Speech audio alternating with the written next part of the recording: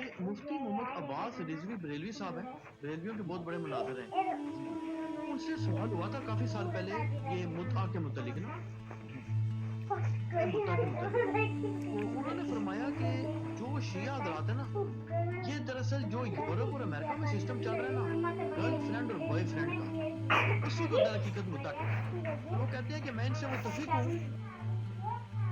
اللہ نے کہا پاکیزہ چیزیں کھاؤ اور یہ درندے کھانا چھوڑ دو۔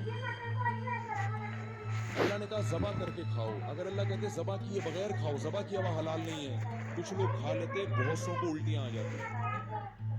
اللہ کہتے نکاح کر کے نہیں رہنا، بغیر نکاح کے رہنا ہے۔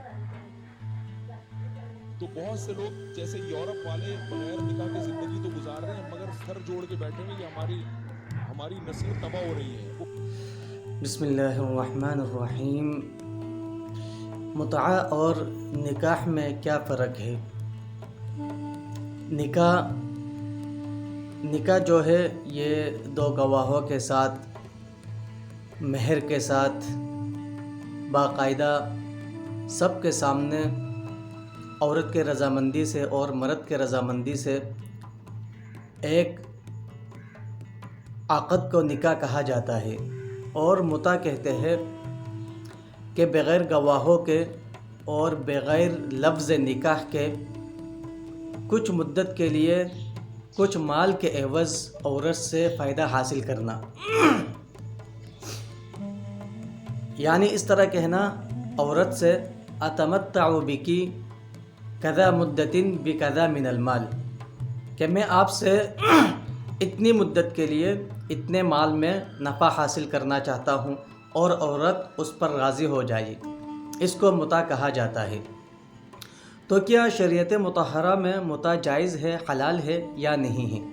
اس کے بارے میں آج ہم گفتگو کریں گے کہ متعہ کن لوگوں کے نزدیک حلال ہے اور کن لوگوں کے نزدیک حلال نہیں ہے۔ دیکھو، نکاح سب کے نزدیک جائز اور حلال ہے، لیکن متعہ جو ہے اس میں اختلاف ہے۔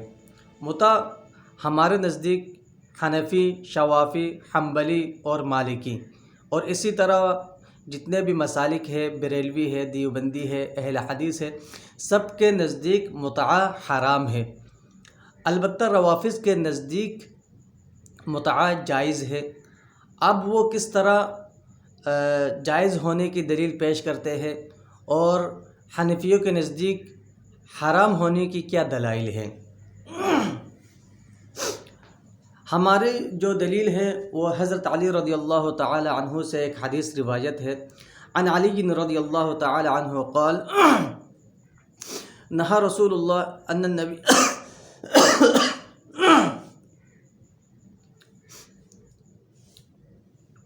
حضرت علی رضی اللہ تعالی عنہ سے روایت ہے، عن علی رضی اللہ تعالی عنہ ان النبی صلی اللہ علیہ وسلم نہا عن متعة النساء وعن لحوم الحمر الاہلیة زمن خیبر۔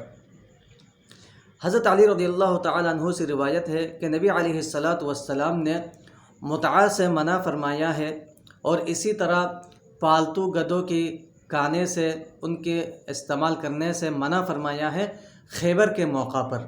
یہ ہمارے نزدیک یہ ہماری دلیل ہے متعہ کے حرام ہونے کی۔ البتہ حضرت ابن عباس رضی اللہ تعالی عنہ سے ایک روایت ہے جس میں متعہ کے حلال ہونے کا جواز ملتا ہے۔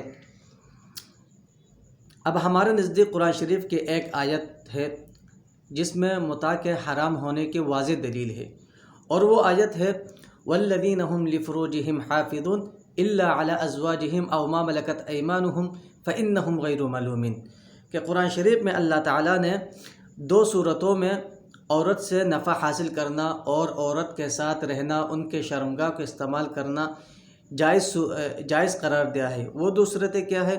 ایک تو یہ ہے کہ اپنی عورتیں، اپنی ازواج، ان سے آپ نکاح کر کے ان کے شرمگاہ کو آپ استعمال کر سکتے ہیں، اور دوسری صورت یہ ہے کہ اپنے باندیوں کے شرمگاہوں کا استعمال کریں۔ اس کے علاوہ فَإِنَّهُمْ غَيْرُ مَلُومِينَ، یہ جو دو شرمگاہ ہے اس کو تو آپ استعمال کر سکتے ہیں۔ فَمَنِ ابْتَغَىٰ وَرَاءَ ذَلِكَ فَأُولَٰئِكَ هُمُ الْعَادُونَ، ان دو صورتوں کے علاوہ تیسری صورت اختیار کرنا گویا یہ حد سے تجاوز کرنا ہے۔ تو یہ ہماری واضح دلیل ہے قرآن شریف سے متاع کے حرام ہونے کی۔ یہ جو روایت میں نے پیش کی ہے حضرت علی رضی اللہ تعالی عنہ کی، اس کو امام بخاری رحمۃ اللہ علیہ نے بھی نقل کیا ہے، جلد نمبر 2 صفحہ نمبر 606، کتاب المغازی باب غزوہ خیبر۔ اور اسی طرح امام مسلم رحمۃ اللہ علیہ نے بھی اس حدیث کو نقل کیا ہے، جلد نمبر 2 اور صفحہ نمبر 149 میں۔ اب دیکھیے حضرت ابن عباس رضی اللہ تعالی عنہ سے جو متاع کے حلال ہونے کا جواز ملتا ہے، ظاہر بات ہے اس کے ہم بھی قائل ہے۔ واقعی میں حضرت ابن عباس رضی اللہ تعالی عنہ سے اس طرح متاع کے حلال ہونے کا جواز ملتا ہے، اس کے تو ہم بھی قائل ہے۔ لیکن دیکھنا یہ ہے کہ بسا اوقات ایک چیز کی ثبوت کا حلال ہونے کا ثبوت ملتا ہے، لیکن دوبارہ اسی شخص سے اسی چیز کے حرام ہونے کا ثبوت بھی ملتا ہے۔ تو یہ ایسا ہوتا ہے کہ کچھ مدت کے لیے، کچھ وقت کے لیے کوئی چیز حلال ہو جائے، اس کے بعد پھر اس کی ممانعت آ جائے۔ تو کچھ مدت کے لیے کسی چیز کا حلال ہونا اس کا مطلب یہ نہیں ہوتا کہ زندگی بھر وہ چیز حلال ہو جائے گی۔ ہاں البتہ اگر وہی اسی شخص سے زندگی بھر کے لیے جواز کا ثبوت مل جائے تو اس کا تو ہم بھی قائل ہے۔ جیسے اللہ تعالیٰ نے بہت ساری چیزوں کا ہمارے لیے حلال کی ہے، تو ہم قیامت تک ان چیزوں کا استعمال کرتے ہیں، جیسے حلال گوشت ہے، حلال جانور ہے، تو یہ قیامت تک کے لیے حلال ہے۔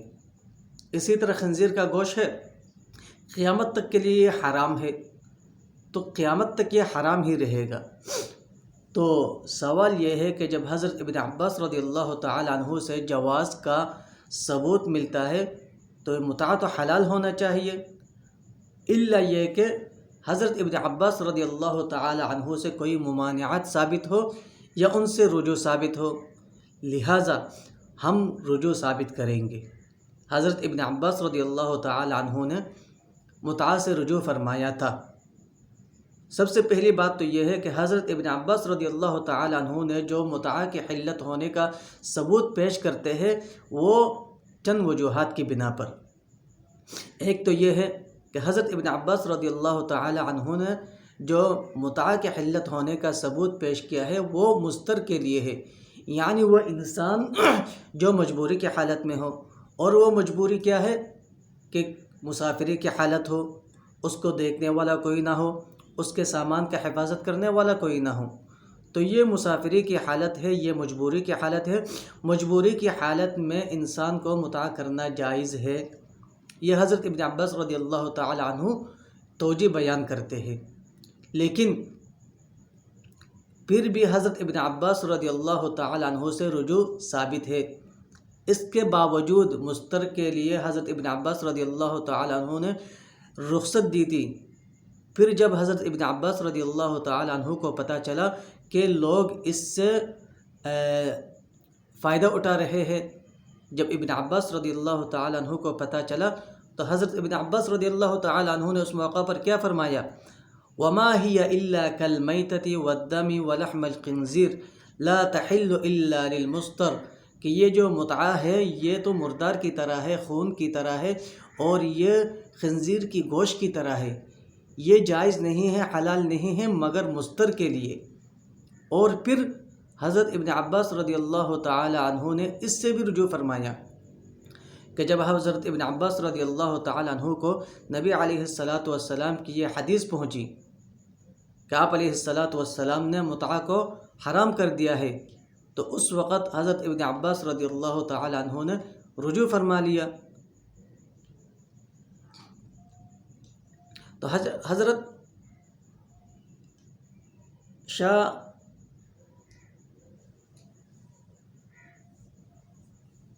انور شاہ کشمیری رحمۃ اللہ علیہ سے بھی متاع کے سلسلے میں ان کی رائے ہم کو ملی ہے۔ حضرت شاہ صاحب فرماتے ہیں کہ یہ جو متاع ہے یہ شروع اسلام ہی سے حرام تھا۔ متاع یعنی کسی کے نزدیک بلکہ قرآن شریف میں بھی شروع ہی سے متع حرام تھا، کسی صورت میں بھی متع جائز نہیں ہے۔ البتہ یہ کچھ مدت کے لیے نبی علیہ الصلاۃ نے کچھ غزوات کے موقع پر متع کو حلال کیا تھا، لیکن پھر قیامت تک کے لیے یہ متع حرام کر دی گئی ہے۔ تو حضرت شاہ صاحب حضرت ابن عباس رضی اللہ تعالی عنہ کی حدیث سے استدلال کرتے ہیں، فرماتے ہیں انما کانت المتعۃ فی اول الاسلام، کہ یہ جو متع ہے یہ شروع اسلام میں جائز تھا۔ کأن الرجل يقدم على بلدة ليس له معرفة بها فيتزوج المرأة بقدر ما يقيم فتحفظ له متاعه وتصلح له شيئه حتى إذا نزلت الآية إلا على أزواجهم أو ما ملكت أيمانهم فإنهم غير ملومين۔ قال ابن عباس رضي الله تعالى عنه فكل فرج سوى هذين حرام۔ حضرت شاہ صاحب ابن عباس رضی اللہ تعالی عنہ کی حدیث سے یہ استدلال کرتے ہیں کہ حضرت ابن عباس رضی اللہ تعالی عنہ جو متع کے جواز کے قائل تھے، وہ شروع اسلام میں جو متع جائز تھا اس کے قائل تھے، اور وہ توجہ بھی بیان کرتے ہیں کہ اس لیے کہ لوگ دور دراز کا سفر کرتے تھے، دور دراز علاقے کا سفر کرتے تھے، تو وہاں ان کو دیکھنے کے لیے کوئی مددگار نہیں ہوتا تھا، ان کے سامان کی حفاظت کرنے والا کوئی نہیں ہوتا تھا، اس لیے وہ اگر مناسب سمجھے تو وہ وہاں کسی عورت سے شادی کر لے کچھ مدت کے لیے، اور وہ عورت اس کے نگہداشت کرے اور اس کے سامان کی حفاظت کرے۔ لیکن حضرت ابن عباس رضی اللہ تعالی عنہ کے سامنے جب یہ آیت واقع ہوئی، حضرت ابن عباس رضی اللہ تعالی عنہ کے سامنے جب یہ آیت پیش کی گئی تو حضرت ابن عباس نے فرمایا کہ ہر وہ فرج جو ان دو فرجوں کے علاوہ ہو، یعنی اپنی بیوی کا فرج اور اپنی باندی کا فرج، ان دونوں فرجوں کے علاوہ فکل فرج سوا ہذین حرام، وہ حرام ہے۔ اب دیکھیں یہاں توجہ بیان کرتے ہیں، اور توجہ بیان کرنے سے ہمیں یہ بھی پتہ چلتا ہے کہ یہ متع نہیں ہے بلکہ یہ نکاح ہے، کچھ مدت کے لیے نکاح کرنا۔ تو کچھ مدت کے لیے نکاح کرنا یہ تو قضاءً بھی جائز ہے اور دیانتاً بھی جائز ہے۔ البتہ قضاءً اب بھی جائز ہے اور دیانتاً یہ نکاح موقت جائز نہیں ہے، یعنی کچھ مدت کے لیے نکاح کرنا اور دل میں یہ ارادہ رکھنا کہ میں بعد میں اس 1 سال کے بعد یا 2 مہینے کے بعد اس عورت کو چھوڑ دوں گا، تو یہ قضاءً تو جائز ہے، لیکن دیانتاً یہ نکاح ہمارے نزدیک اب بھی جائز نہیں ہے۔ تو یہ حضرت ابن عباس رضی اللہ تعالی عنہ سے متع سے رجوع ثابت ہے۔ اور آخری بات یہ ہے کہ جتنے بھی روایات ہیں تو ان روایات کو سامنے رکھ کر ہمیں یہ پتہ چلتا ہے کہ نبی علیہ الصلاۃ نے کچھ مواقع پر متع کو جائز قرار دیا تھا، اور اسی طرح فتح مکہ کے موقع پر بھی نبی علیہ الصلاۃ نے نکاح کو حلال کیا تھا، تو یہ صرف 3 دن کے لیے تھا، اس کے بعد نکاح قیامت تک کے لیے حرام کر دی گئی، اس لیے کہ یہ جو متع ہے جس کو ہم حرام کہتے ہیں، اور پھر یہ حرام کچھ دنوں کے لیے حلال ہو گئی تھی۔ اس کی مثال یوں ہے، جس طرح خنزیر کا گوشت ہے، خنزیر کا گوشت یہ قیامت تک کے لیے حرام ہے، لیکن اضطراری حالت میں، مجبوری کی حالت میں جب انسان کی جان نکل رہی ہو، اس صورت میں قرآن یہ کہتا ہے کہ تم مردار اور خنزیر کا گوشت کھا کے اپنی جان بچا لو۔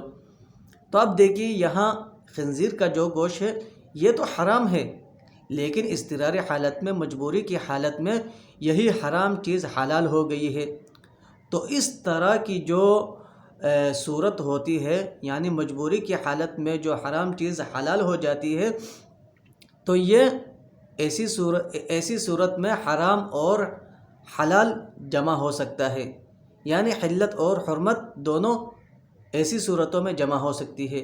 تو اسی طرح یہاں بھی نبی علیہ السلام نے کچھ دنوں کے لیے جو متع کو جائز قرار دیا تھا، یہ ایسا ہی تھا جس طرح خنزیر کا گوشت کھانا مجبوری کی حالت میں جائز تھا۔